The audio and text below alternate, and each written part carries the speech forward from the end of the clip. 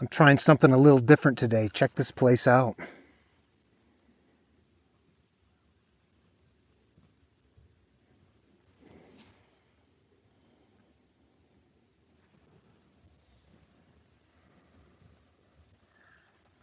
So I've been out here before experimenting with this sort of a thing, walking around and talking and trying to make a video.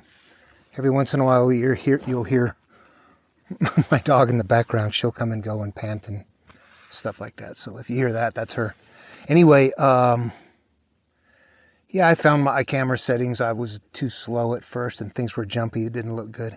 And I also found that by walking around and talking about some of this stuff, that I found it was kind of distracting. Looking at the scenery became like almost more important than I didn't listen to what I was saying. Yeah, just in my experimenting. Anyway, I'm going to try a little bit different today.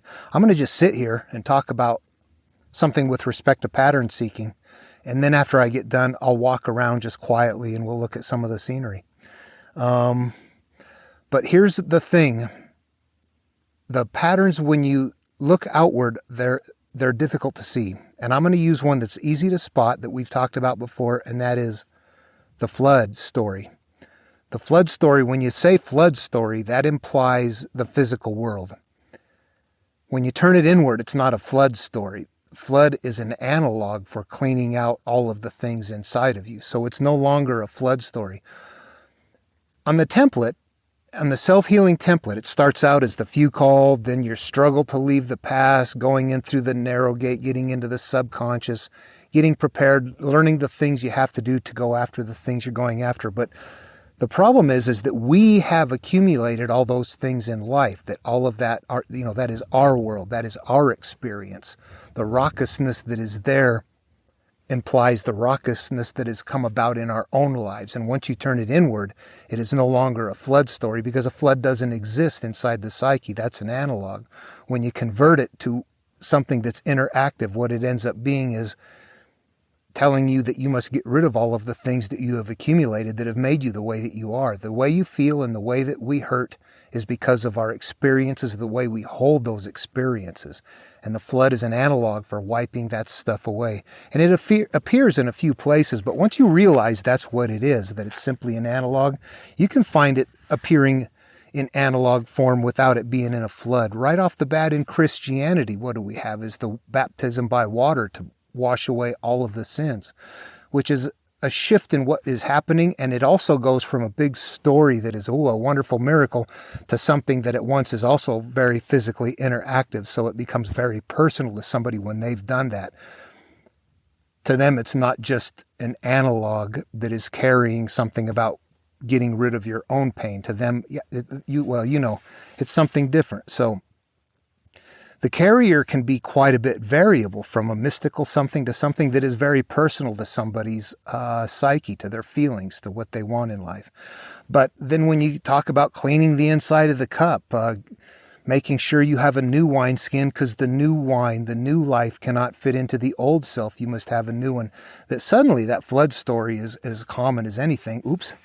The flood story is suddenly very common, and it's not a flood. It's an analog for cleaning out oneself, whether you're weeding your garden, pulling the seeds out of the trees that continue to grow back that don't produce good fruits, or getting rid of your demons, exorcising demons. All of that stuff is telling us that we have to turn inward and get rid of those things. And when you see that and you make that shift to inward, that it's playing inward, that it isn't about a physical flood, that it's about something in here, and that in the stories you will see that it appears in that sequence. You have a creation, you have somebody selected, here's how you came about, now it's time to go work on defeating that, have a flood, whatever the case may be. It is sequencing that way, and you can see it once you start playing it out in the psyche. Okay. With that having been said, I'll quit talking now, and I'm going to walk around and show you something. I've been coming here for a long time, and there's places I go that are very difficult to get to. You can see there's a road right down there that comes up. This is fairly accessible. But I've become aware of the fact that this place is in motion, and you can see it. I'm going to show that to you. Okay, do you see this material? It's grainy, it's pretty coarse. That's what this granite is made out of. It's not super consolidated, but it is, and this is how it crumbles out. At one point in time, it was already like this. It was sand, and it got compacted underground. So that right there makes you go, wow, okay, that sounds pretty old. What else do we have going on?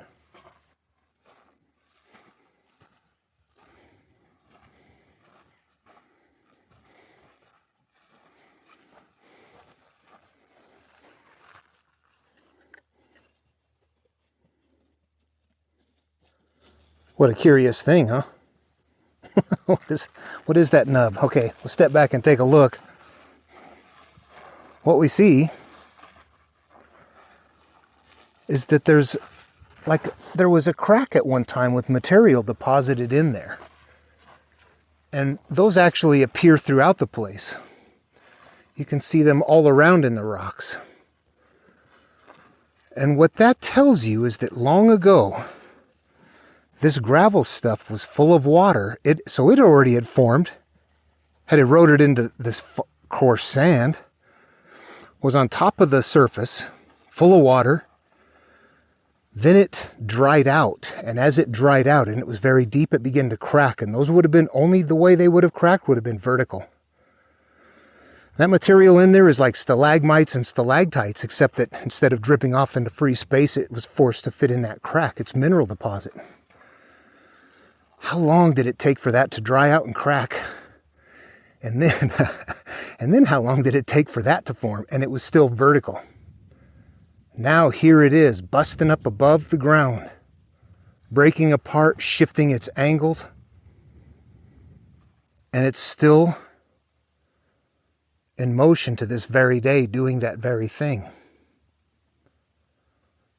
It's just that human life is like a flash of lightning.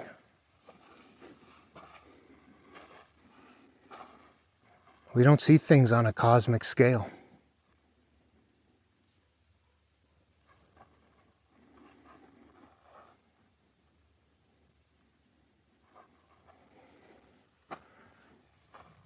I walk around in here and I feel awed by the age, the antiquity of the place.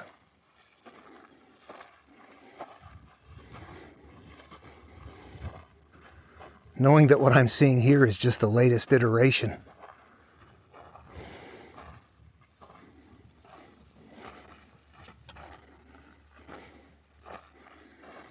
You ever want to get together with your buddies and sleep out under the stars at night? Yeah, here's your spot right here.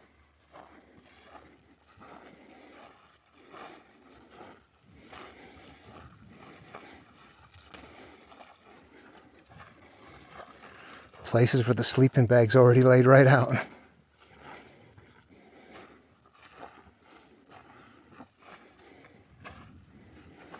You will hear coyotes at night, that's all.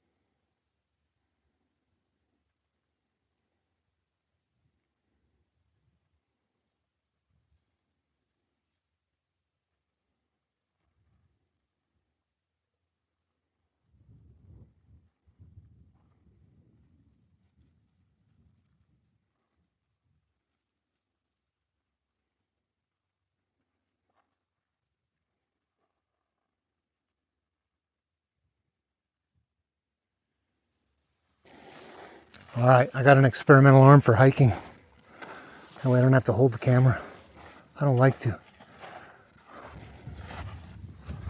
Hey Willow, ready to go? All right.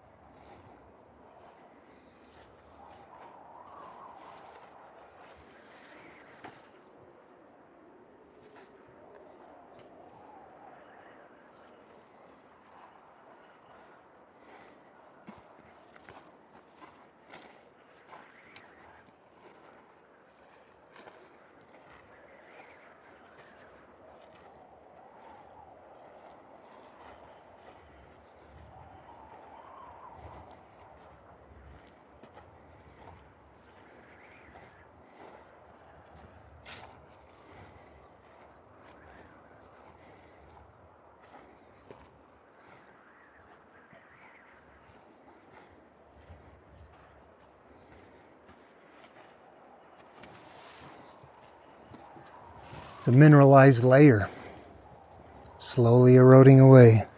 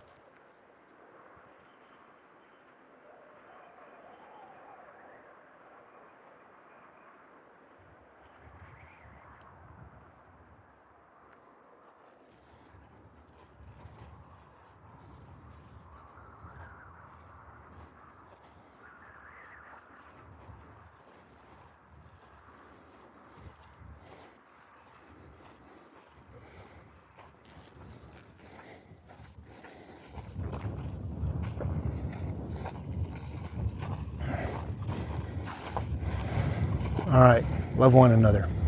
See you in the next video.